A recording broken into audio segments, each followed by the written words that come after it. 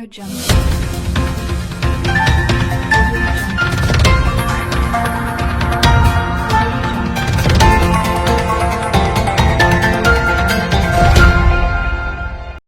नमस्कार। आज से लॉकडाउन का अगला चरण शुरू हो रहा है और केंद्र सरकार ने अपनी गाइडलाइंस भेजी हैं।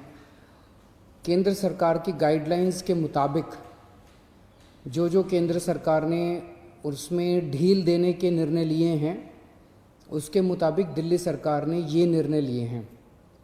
अभी तक जितनी चीज़ें खोली जा चुकी हैं वो खुली रहेंगी। इसके अलावा बार्बर और सैलून की दुकानें खोलने का निर्णय लिया गया है। स्पा नहीं खोला जाएगा, अभी केवल बार्बर और सैलून की दुकानें खोली जा रही हैं। ऑटो, ई रिक्शा, ये जितने ग्रामीण सेवा, ये जितने व्हीकल्स हैं, इसमें एक दिक्कत आ रही थी। मान लीजिए हमने कहा भाई ऑटो में एक ही सवारी चलेगी एक बार में। अब एक परिवार से पति, पत्नी और एक बच्चा अगर घर से निकले तो अब वो पति अलग ऑटो में बैठेगा, पत्नी अलग ऑटो में और बच्चा अलग ऑटो में। इसकी वजह से कई जगह से सुझाव आए थे कि ये थोड़ा सा इम्प्रैक्टिकल हो रहा है। तो चूंकि केंद्र सरकार ने भी इसके ऊपर कोई रिस्ट्रिक्शन नहीं रखा है, तो इस किस्म के रिस्ट्रिक्शन हम भी हटा रहे हैं।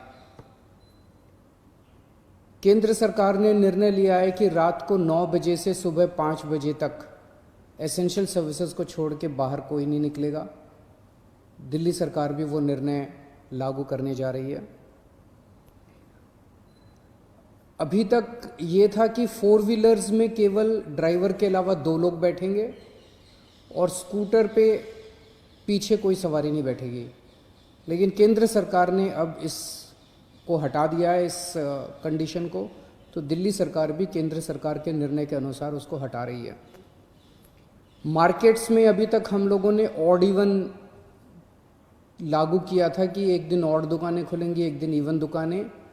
केंद्र सरकार के गाइडलाइंस में इस तरह की कोई कंडीशन नहीं है, तो अब मार्केट्स में सभी दुकानें खुलेंगी। पिछली बार केंद्र सरकार ने कहा था कि इंडस्ट्रियल एरिया में स्टैगर्ड टाइमिंग्स लागू किए जाएंगे, तो हमने भी उसी के हिसाब से स्टैगर्ड टाइमिंग्स किए थे। लेकिन अब केंद्र सरकार ने वो निर्णय हटा दिया, तो दिल्ली में भी इंडस्ट्रीज़, अब सारी इंडस्ट्रीज़ खुल सकेंगी। अब मैं आपके सामने एक महत्वपूर्ण विषय रखना चाहता हूँ और इस पे आप लोगों का मुझे मार्गदर्शन चाहिए। आज तक मुझे आप लोगों का बहुत स्नेह मिला, बहुत प्यार मिला, बहुत विश्वास मिला और उसी के भरोसे आज जितने काम हम लोग कर पा रहे हैं, आपके विश्वास और आपके स्नेह की वजह से ये सारे काम, दिल्ली के अंदर इतने सारे काम हो पा रहे हैं। मेरे पास समय समय पर काफ़ी कठिन चुनौतियां आईं, कई बार उनके समाधान नहीं होते थे। ऐसे समय पे मैं कई बार आप लोगों के समक्ष आया, आप लोगों से मार्गदर्शन लिया, आप लोगों से सुझाव लिए। समय समय पे आप लोगों ने जो मार्गदर्शन किया उसको हम लोगों ने लागू भी किया। जैसे आपने कहा, हमने लागू किया। कुछ दिन पहले आप लोगों से सुझाव मांगे थे कि दिल्ली में लॉकडाउन में ढील दी जानी चाहिए कि नहीं दी जानी चाहिए, और भरपूर सुझाव आए। 5 लाख लोगों ने सुझाव दिए। आज आपका सुझाव एक बहुत महत्वपूर्ण विषय पर आप लोगों का मार्गदर्शन चाहिए। क्या दिल्ली के बॉर्डर्स को खोला जाए? एक बार तो आपको लगेगा कि ये क्या पूछ रहा हूं मैं। इसका एक इंपॉर्टेंट एस्पेक्ट है, दिल्ली के अंदर कोरोना के केसेस काफ़ी बढ़ रहे हैं। रोज़ हम देखते हैं कि दिल्ली में कोरोना के केसेस बढ़ते जा रहे हैं। मैंने इसके बारे में कहा कि दिल्ली में कोरोना के केसेस बढ़ रहे हैं, ये चिंता का विषय तो है, लेकिन घबराने की ज़रूरत नहीं है। ये मैं इसलिए कह पाया क्योंकि दिल्ली के अंदर पिछले 5 सालों में आपकी सरकार ने दिल्ली के अस्पतालों में और स्वास्थ्य सेवाओं में खूब पैसा इन्वेस्ट किया है, खूब नए अस्पताल खोले, खूब नए बेड्स बनाए, खूब सारे आईसीयू खोले, खूब सारे मोहल्ला क्लिनिक बनाए, सारा इलाज मुफ्त कर दिया लोगों के लिए। पिछले 5 सालों के अंदर दिल्ली के अंदर अभूतपूर्व विकास हुआ है दिल्ली की स्वास्थ्य सेवाओं में। आज उसी की वजह से, जब कोरोना की महामारी की वजह से देश के और दुनिया के कई हिस्सों के अंदर उनकी स्वास्थ्य सेवाएं बिल्कुल ध्वस्त हो गई, कोलैप्स कर गई, आज दिल्ली में बढ़ते हुए केसेस के बावजूद आपका मुख्यमंत्री आपको विश्वास दिलाता है कि अगर आपके घर में कोरोना हो गया तो चिंता मत करना, आपके लिए बेड है, हमने आपके लिए बेड का इंतजाम कर लिया है। पिछले हफ्ते जब मैंने आप लोगों से बात की थी, अभी कुछ दिन पहले, मैंने आपको कहा था कि आज की, उस दिन मैंने कहा था 3-4 दिन पहले कि आज की डेट में दिल्ली में 2100 मरीज हैं, लेकिन 6600 बेड का इंतजाम है। और ये 9,500, 5 जून तक 9,500 बेड्स का इंतजाम हो जाएगा, 9,500 बेड्स। जबकि आज की डेट में मेरे ख्याल से 2300-2400 पेशेंट्स हैं आज। तो 2300-2400 पेशेंट्स के अगेंस्ट में हमारे 9,500 बेड्स का इंतजाम होगा। ये कौन से अस्पताल में कितने बेड खाली हैं, कितने वेंटिलेटर खाली हैं, एक तो है कि मैं वैसी हवा में बात कर लूँ, लेकिन अब आपको ऐप के ज़रिए भी ये पता चल जाएगा। ऐप तैयार हो चुका है, उसको कल लॉन्च कर रहे हैं, कल सुबह उसको लॉन्च करेंगे। आप उस ऐप को डाउनलोड कर लेना और आपको पता चल जाएगा कि किस अस्पताल के अंदर कितने बेड खाली हैं। और अगर आपके घर में कोरोना हो तो आप वहाँ जा सकते हैं। लेकिन अगर हमने बॉर्डर्स खोल दिए तो पूरे देश भर से लोग दिल्ली इलाज कराने के लिए आते हैं। क्यों आते हैं? 2 कारणों से दिल्ली आते हैं। एक कारण कि दिल्ली की स्वास्थ्य सेवाएं आज पूरे देश में किसी भी राज्य से या किसी भी शहर से सबसे ज़्यादा अच्छी हैं। पूरे देश में सबसे अच्छी स्वास्थ्य सेवाएं आपको दिल्ली में मिलती हैं, तो पूरे देश भर से लोग इलाज कराने आते हैं। और दूसरा कि दिल्ली के अंदर सरकारी अस्पतालों में सब कुछ मुफ्त है। आपका 10 लाख रुपए का भी अगर कोई ऑपरेशन होगा तो वो भी मुफ्त है। तो पूरे देश भर से लोग यहाँ इलाज कराने आते हैं।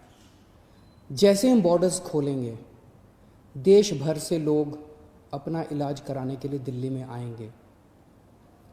जो आज मैं आपको कह रहा हूँ कि 9,500 बेड्स हम लोगों ने आपके लिए रखे हुए हैं अगर कोरोना हो जाता है, जबकि आज दिल्ली में केवल 2300 पेशेंट्स हैं। ये बेड्स तो 2 दिन के अंदर भर जाएंगे अगर पूरे देश भर से लोग दिल्ली के अंदर आ गए तो। हमें क्या करना चाहिए? क्या बॉर्डर्स खोलने चाहिए या नहीं खोलने चाहिए? कुछ लोगों का कहना है बॉर्डर्स खोल देने चाहिए, लेकिन दिल्ली के अस्पतालों को केवल दिल्ली के लोगों के लिए, दिल्ली में रहने वाले लोगों के लिए, दिल्ली के लोगों, दिल्ली में जो लोग रह रहे हैं उनके लिए, उनके इलाज के लिए दिल्ली के अस्पतालों को इस्तेमाल किया जाए, उनके लिए रिजर्व किया जाए। लेकिन दिल्ली तो दिल वालों की है, दिल्ली तो सबकी है, दिल्ली तो देश की राजधानी है। दिल्ली तो केरला वालों की भी है, तमिलनाडु वालों की भी है, यूपी वालों की भी है, बिहार वालों की भी है, झारखंड वालों की भी है, महाराष्ट्र वालों की भी है।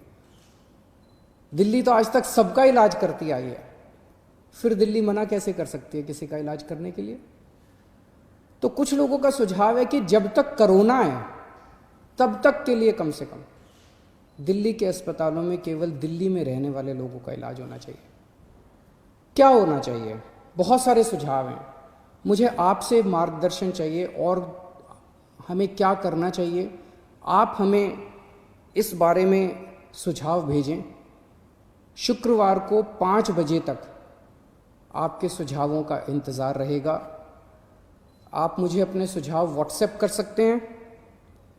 व्हाट्सएप नंबर है 8800007722। व्हाट्सएप नंबर है 8800007722। ईमेल है delhi.cm.suggestions@gmail.com।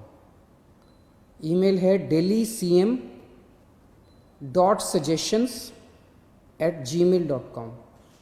और अगर आपके पास व्हाट्सएप नहीं है, अगर आपके पास ईमेल नहीं है, तो आप इस नंबर पे फ़ोन कर सकते हैं और अपना सुझाव छोड़ सकते हैं। आपकी आवाज़ रिकॉर्ड हो जाएगी।